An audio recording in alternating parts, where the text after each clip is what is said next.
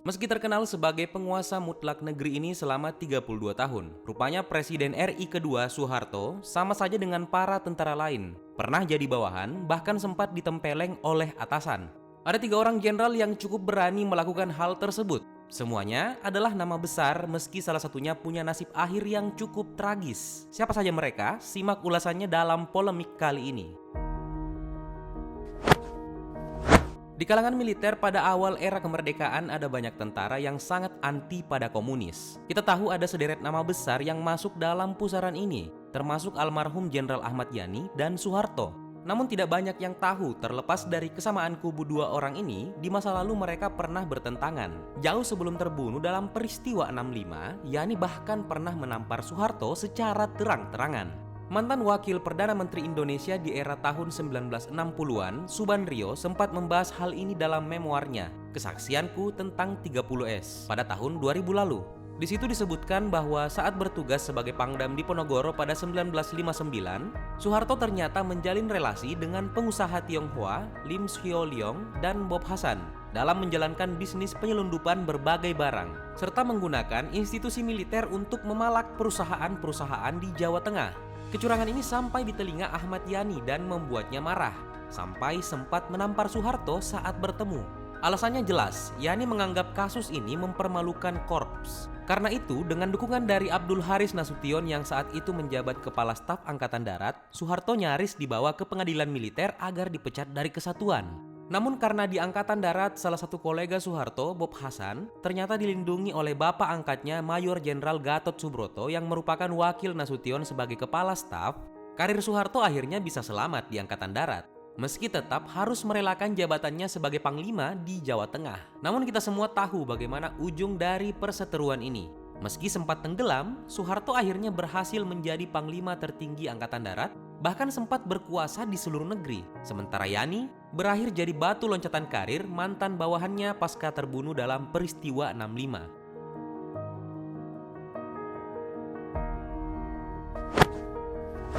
Tentu Yani bukan satu-satunya yang bernasib seperti itu. Sosok selanjutnya, Abdul Haris Nasution, orang yang dulu menendang Soeharto dari jabatan sebagai Pangdam, juga berakhir dengan nasib yang tidak kalah naas.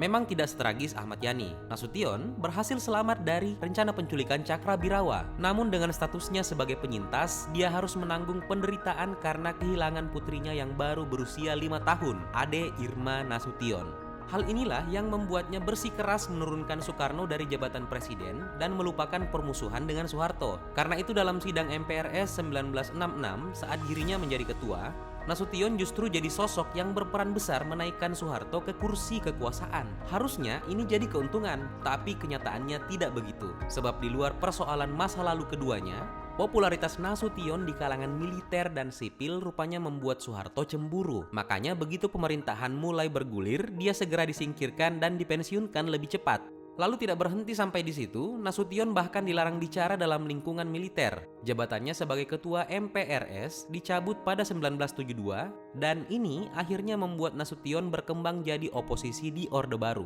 Pada 1979, dia mendirikan Yayasan Lembaga Kesadaran Berkonstitusi atau YLKB bersama mantan Wakil Presiden Hatta. Ini kemudian jadi lembaga yang paling keras mengkritik rezim. Lalu begitu YLKB diberangus pada 1980, Nasution sama sekali tidak kapok. Dia malah mengajak beberapa mantan petinggi ABRI seperti Gubernur Jakarta Ali Sadikin, mantan Kapolri Hugeng Imam Santoso, serta sederet nama lain yang tidak puas dengan Orde Baru untuk menandatangani pernyataan yang disebut Petisi 50. Namun lagi-lagi gerakan ini dipatahkan oleh Soeharto dengan menerapkan larangan perjalanan untuk nama-nama yang bertanda tangan. Baru 10 tahun kemudian, saat Nasution mulai sakit-sakitan, sikap Soeharto akhirnya mulai melunak. Dia mengundang lawan politiknya ke Istana Negara untuk menawarkan ajakan rekonsiliasi pada 1993. Kemudian pada 5 Oktober 1997, Nasution akhirnya dilantik sebagai Jenderal Besar dengan tanda pangkat Bintang 5.